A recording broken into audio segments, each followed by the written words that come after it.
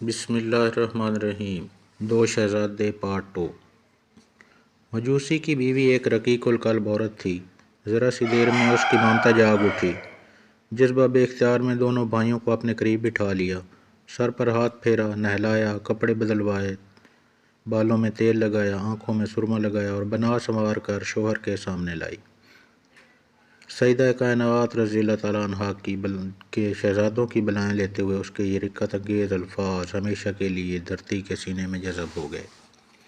ذرا دیکھیے تو، یہ کالی گھٹاؤں کی طرح کاکل، یہ چاند کی طرح دانتوں کی قطار، یہ پھولوں کی پنکھڑی کی طرح پتلے پتلے ہونٹ، یہ گلریز تبسم، یہ گوہر بار تکلم، یہ رحمتوں کا سویرا، یہ سرمگی آنکھیں، یہ معصوم اداؤں کا چشمہ سیال۔ سچ بتائیے، کیا یتیموں کی یہی سجدہ ہوتی ہے؟ خبردار، آج سے میرے ان جگر پاروں کو جو یتیم کہے گا میں اس کا منہ نوچ لوں گی۔ ان کے گھر کا بخشا ہوا ایک چراغ پہلے ہی سے گھر میں تھا، دو چراغ اور آ گئے۔ جس گھر میں 3 چراغوں کا نور برستا ہو وہ خاکیوں کا گھر نہیں ہے، وہ ستاروں کی انجمن ہے۔ بھائی سارا غم بھول گئے، اب جسم کا بال بار اور خون کا قطرہ قطرہ ان غم گسار شفیقوں کے لیے دعا کی زبان بن چکا تھا۔ آج مسلمان رئیس کی قسمت کا آفتاب گرہن میں آ گیا تھا، وہ بھی جلد سو گیا۔ تھوڑی ہی دیر کے بعد گھبرا کے اٹھ بیٹھا اور سر پیٹنے لگا۔ سب لوگ ارد گرد جمع ہو گئے۔ رئیس کی بیوی اس کی حالت دیکھ کر بدحواس ہو گئی، گھبراہٹ میں پوچھا، کیا کہیں تکلیف ہے؟ معالج کو بلائیں؟ جلد بتائیے۔ کچھ جواب دینے کے بجائے وہ پاگلوں کی طرح چیخنے لگا، ارے میں لٹ گیا، تباہ ہو گیا، میری مٹی برباد ہو گئی، کلیجہ شک ہوا جا رہا ہے، قیامت کی گھڑی آ گئی، ہر طرف اندھیرا ہے، ہائے میں لٹ گیا، ہائے میں لٹ گیا۔ یہ کہتے کہتے اس پر غشی طاری ہو گئی۔ تھوڑی دیر کے بعد جب اسے ہوش آیا تو بیوی نے روتے ہوئے کہا، جلد بتائیے کیا قصہ ہے، میرا دل ڈوبا جا رہا ہے۔ رئیس نے بڑی مشکل سے رکتے رکتے جواب دیا، ہائے میں لٹ گیا، اپنی تباہی کا قصہ کیا بتاؤں تم سے؟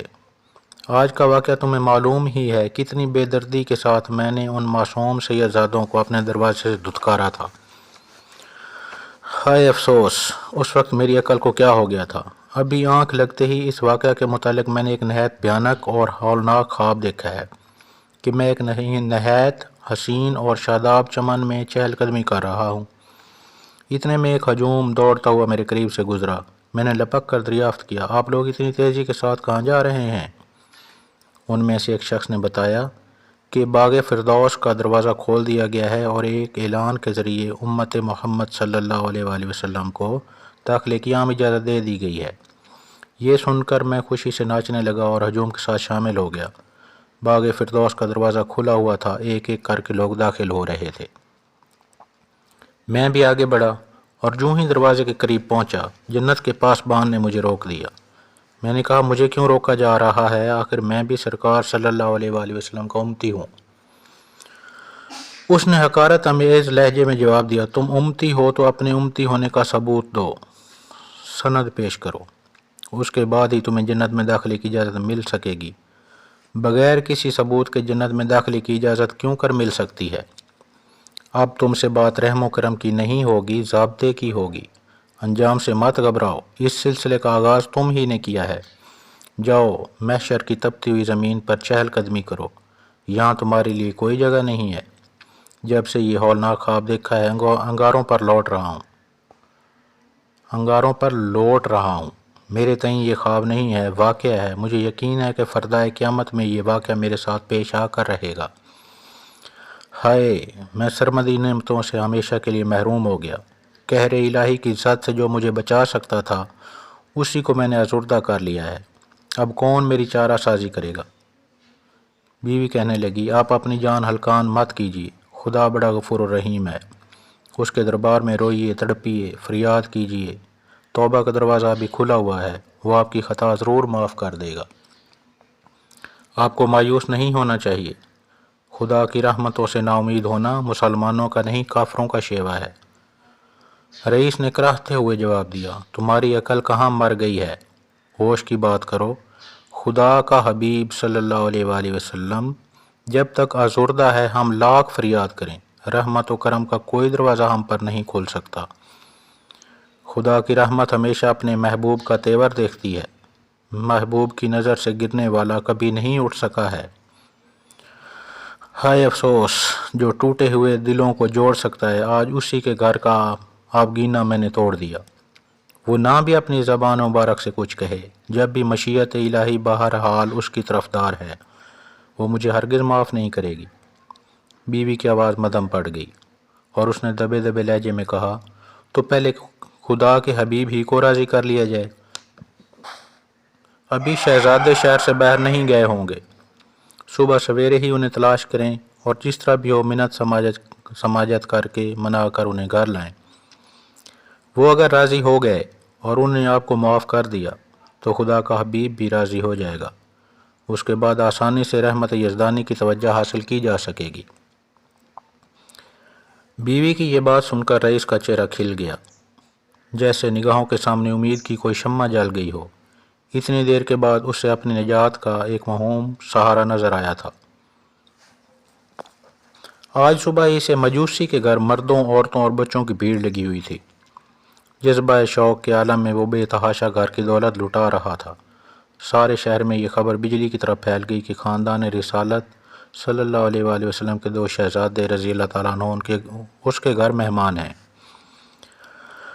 مسلمان رئیس اپنی بیوی کے ہمراہ ان کی تلاش میں جوں ہی گھر سے باہر نکلا، مجوسی کے دروازے پر لوگوں کی بھیڑ دیکھ کر حیران رہ گیا۔ دریافت کرنے پر معلوم ہوا کہ خاندان رسالت کے 2 نونہال کل سے یہاں مقیم ہیں۔ پروانوں کا یہ ہجوم انہی کے اعزاز میں اکٹھا ہوا ہے۔ یہ خبر سنتے ہی رئیس کی باچھیں کھل گئیں۔ اس نے دل ہی دل میں طے کر لیا کہ مجوسی کو بچوں کے معاوضے میں چاہے زندگی بھر کی کمائی دینے پڑے، قدم پیچھے نہیں ہٹاؤں گا۔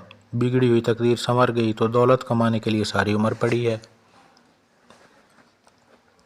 نہایت تیزی کے ساتھ قدم بڑھاتے ہوئے رئیس اور اس کی بیوی دونوں مجوسی کے گھر پہنچے۔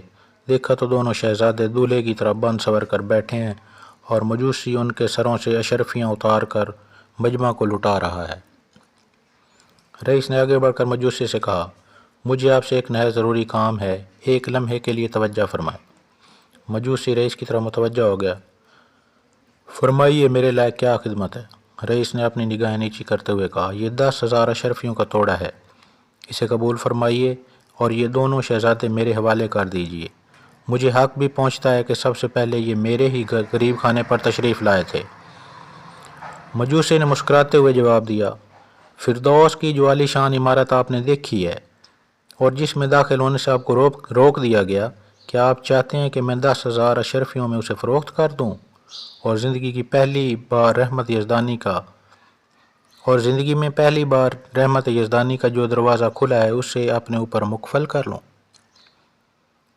شاید آپ کو معلوم نہیں ہے کہ جس خواجہ کونین صلی اللہ علیہ وآلہ وسلم کو آزردہ کر کے آپ نے اپنے اوپر جنت حرام کر لی ہے، رات کو ان کے جلوہ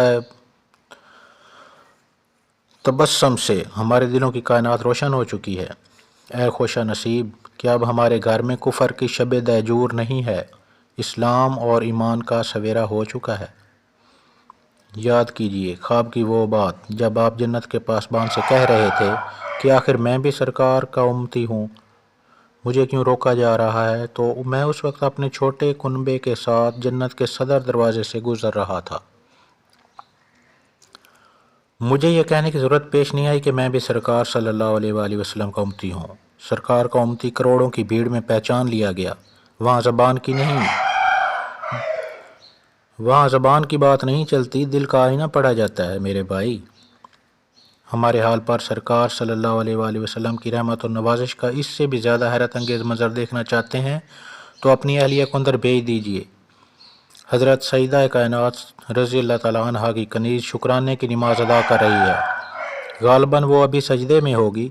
سر اٹھانے کے بعد ذرا اس کی دمکتی ہوئی پیشانی کا نظارہ کر لیں۔ عالم خواب میں جس حصے پر سیدہ نے اپنا دست شفقت رکھ دیا تھا وہاں اب تک چراغ جل رہا ہے، کرن پھوٹ رہی ہے اور دور و دیوار سے نور برس رہا ہے۔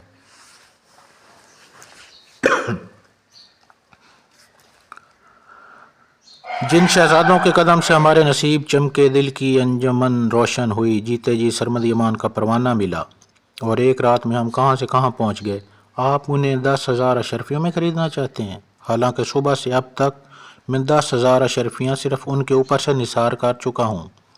اب وہ میرے مہمان نہیں ہیں، گھر کے مالک ہیں، ہم خود ان کے حوالے ہیں، انہیں کیا حوالہ کر سکتے ہیں؟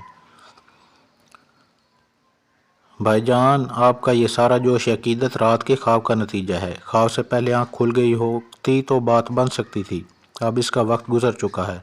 البتہ ماتم کا وقت باقی ہے، وہ کبھی نہیں گزرے گا۔ رئیس سر جھکائے ہوئے باتیں سن رہا تھا اور روتے روتے اس کی آنکھیں سرخ ہو گئی تھیں۔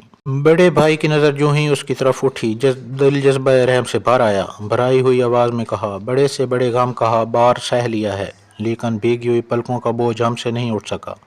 تم نے ہمارے ساتھ جو کچھ بھی کیا وہ تمہارا شیوا تھا، لیکن ہم تمہارے ساتھ اپنے گھر کی ریت برتیں گے۔ جاؤ، تمہیں ہم نے معاف کر دیا، نانا جان بھی معاف کر دیں گے، نانا جان بھی معاف کر دیں گے۔ مایوسی کا غم نہ اٹھاؤ، جنت میں تم بھی ہمارے ساتھ رہو گے۔ گھر لوٹتے وقت رئیس کا دل خوشی سے ناچ رہا تھا۔